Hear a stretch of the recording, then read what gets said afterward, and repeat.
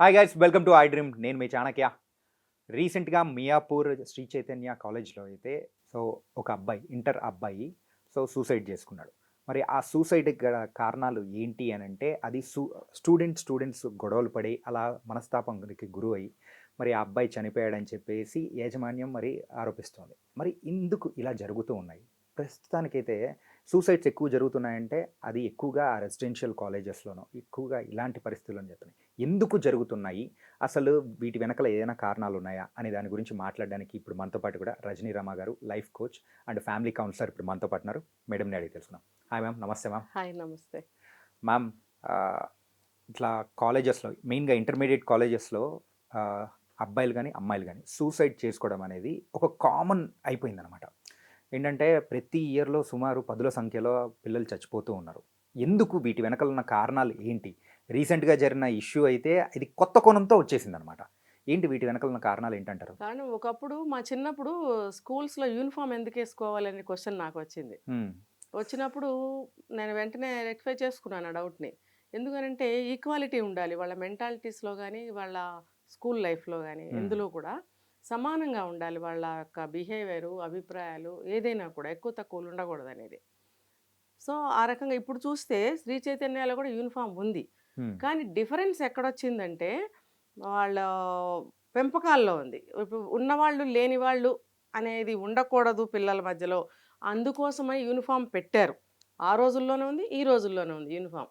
కానీ మరి ఎందుకు ఈ పరిణామాలు వస్తున్నాయంటే మెంటాలిటీస్ని పిల్లల్లో పెద్దవాళ్ళే ఈ రకంగా డెవలప్ చేస్తున్నారు. ఏ రకంగా అంటే ఉన్నవాళ్ళు లేని వాళ్ళు. ఫర్ ఎగ్జాంపుల్ సౌండ్ పార్టీ వాళ్ళు ఉంటారు. వాళ్ళు మనం పర్టికులర్గా చెప్పుకోకల ఒకటే మాట చెప్పుకుందాం. డబ్బు ఉన్న వాళ్ళు, మిడిల్ క్లాస్ వాళ్ళు, ఇంకొంచెం తక్కువ వాళ్ళు అనుకుందాం. ఈ డబ్బున్న వాళ్ళు, మిడిల్ క్లాస్ వాళ్ళు, కింద వాళ్ళు అందరూ సమానంగా ఉండాలని యూనిఫామ్ పెట్టిన రూలు ఇక్కడ ఏమైంది అని అంటే అది యూనిఫామే, ఇవే మేము డబ్బున్న వాళ్ళం, మీరు లేని వాళ్ళు. కులాలు ఆ రోజుల్లో కంటే ఈ రోజుల్లో కులాలు అనేవి ఎక్కువైపోయినాయి. పెద్ద కులం, తక్కువ కులం. ఇంకొకటి బాడీ షేమింగ్ అనేది విపరీతంగా ఎక్కువైపోయింది. ఇప్పుడు కొద్దిగా ఎవరైనా లావుగా ఉన్నా, నల్లగా ఉన్నా, లేకపోతే పర్సనాలిటీలో కొంచెం తక్కువ ఎక్కువ ఉన్నా, కొంచెం మెతక స్వభావంగా ఉన్నా, ఇంకా అతి మంచితనం ఉన్న పిల్లలు ఉన్నారు. ఇప్పుడంటే ఎప్పుడూ ఉన్నారు. ఇలాంటి వాళ్ళని చాలా తక్కువ చేసి చూడటం అనేది ఆ రోజుల్లోనూ ఈ రోజుల్లో ఏ రోజుల్లోనూ నడుస్తుంది. అది దీనికి తోడు ఇప్పుడున్న పరిస్థితుల్లో కులాలు, డబ్బు అనేది మేజర్ పార్ట్ వహిస్తున్నాయి. ఇది పిల్లలకి తెలియదు. ఎలా తెలుసు మరి పిల్లలకి? పెద్దవాళ్ళు చెప్తే తెలుస్తుంది కదా. దట్టు ఇప్పుడు అందరికీ ఉన్న వాళ్ళకి లేని వాళ్ళకి దాదాపుగా కార్లని అవని ఇవని వచ్చేసినాయి. ఇప్పుడు ఈ రోజుల్లో కారు లేని వాళ్ళు కూడా ఉన్నారు. అందరికీ కార్లు ఉన్నాయని చెప్తున్నాను, కానీ కార్లు లేని వాళ్ళు కూడా ఈ రోజుల్లో కూడా ఉన్నారు. అంటే అంతరం ఎంత ఉంది? అంత ఇదిగా అందరూ కార్లు కొనుక్కోగలిగే స్థితిలో ఉన్నప్పటికీ కూడా కారు లేని వాళ్ళు ఉన్నారు అంటే వాళ్ళు ఏ స్థితిలో ఉన్నారనేది మనం అంచనా వేయచ్చు. అంటే ఈ డిఫరెన్స్ అనేది వాళ్ళు ఈ పిల్లల మీద చూపిస్తున్నారు. అంటే మీకు ఎలా తెలుసు అంటే నాకు తెలుసు. అయితే ఈ అంతరాలు చూపిస్తున్నారు. మెయిన్ కులాలు చూపిస్తున్నారు. తర్వాత డబ్బు అంతరం చూపిస్తున్నారు.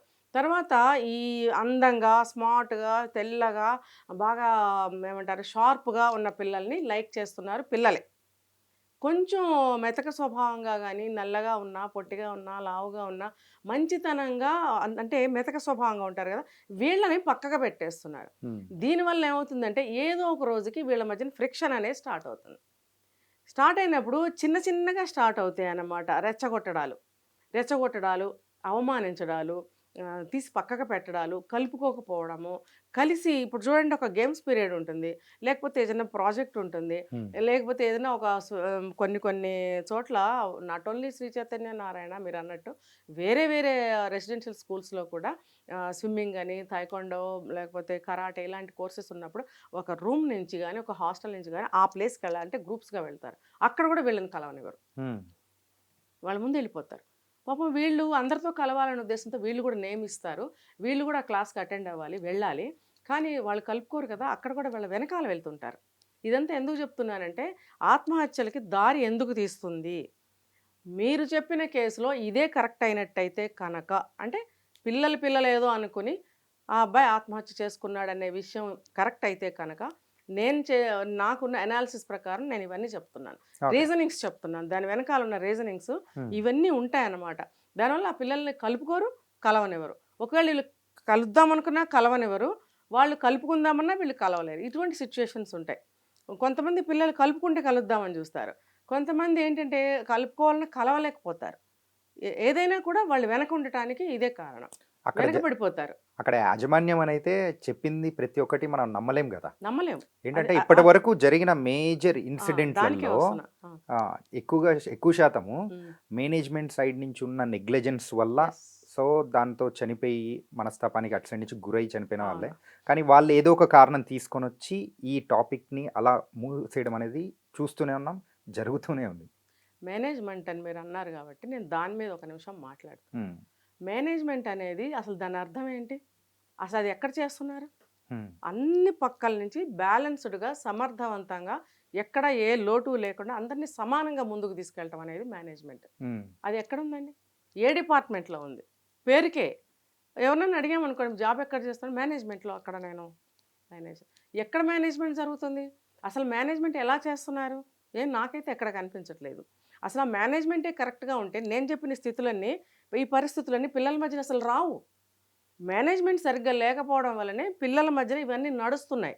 ఇవన్నీ నడుస్తున్నప్పుడు ఒక రోజులో కాదండి, ఒక 1 ఇయర్ తీసుకోండి, 6 మంత్స్ తీసుకోండి, సరే ఒక నెల 2 నెలలు తీసుకోండి.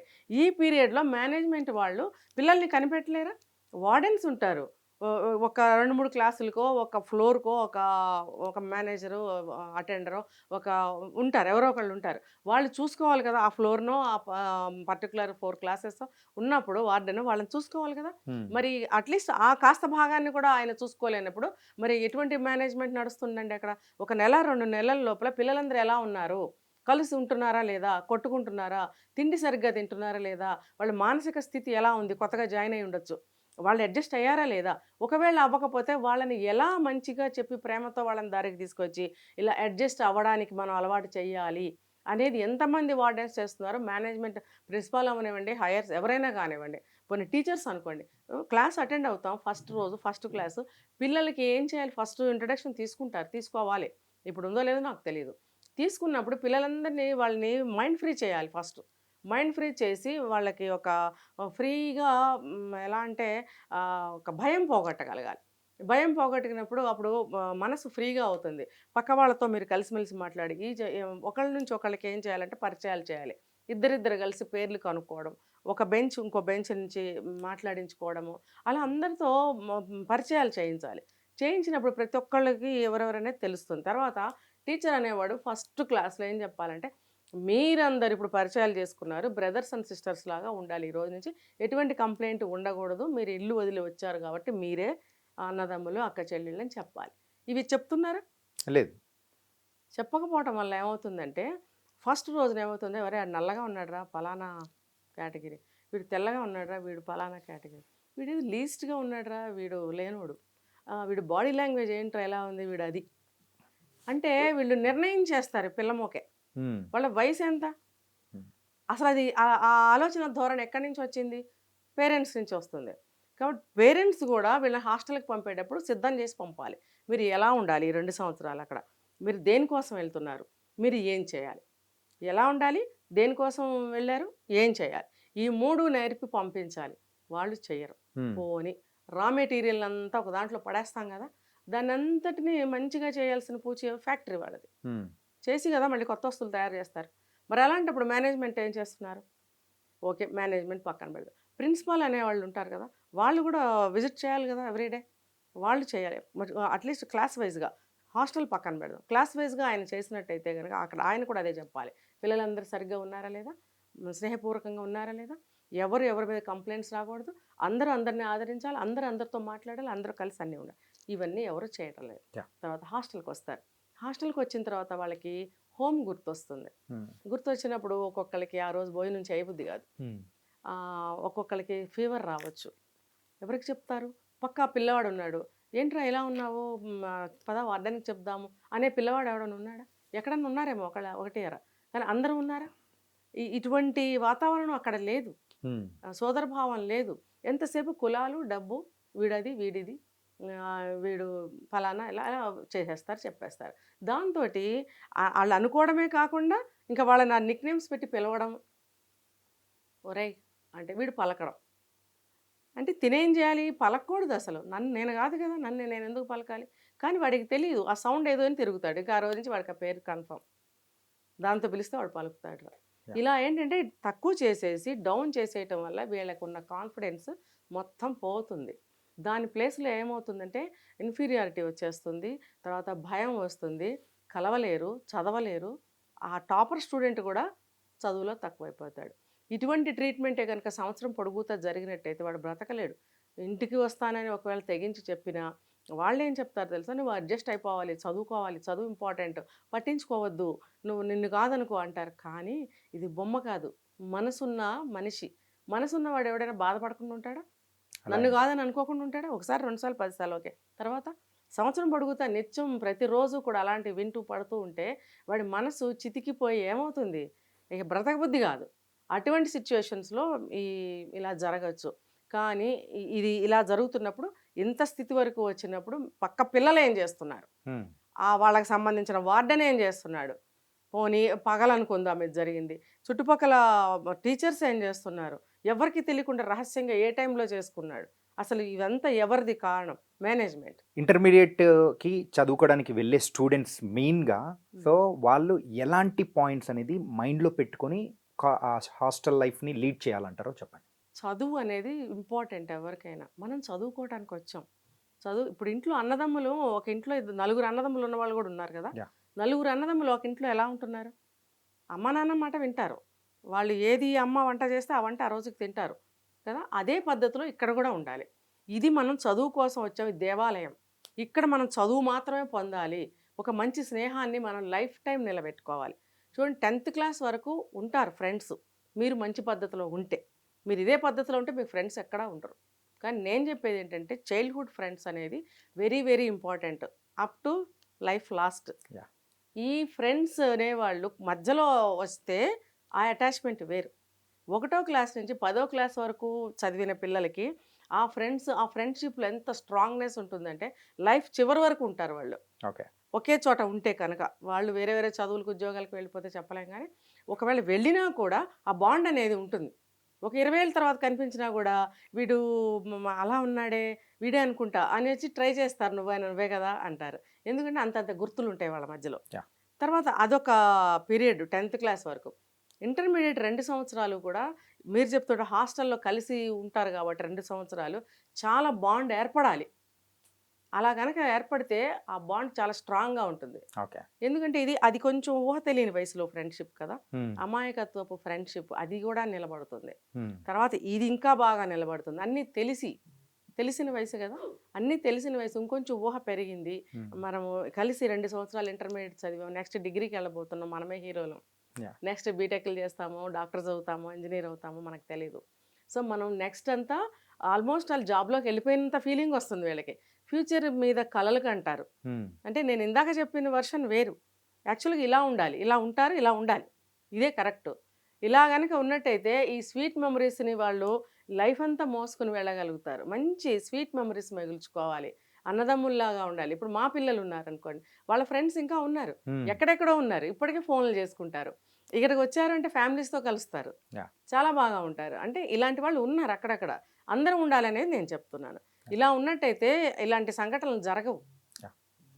దీనికి టీచర్స్, లెక్చరర్సే గాని, వార్డెన్సే గాని, principal head of the college అనుకోండి.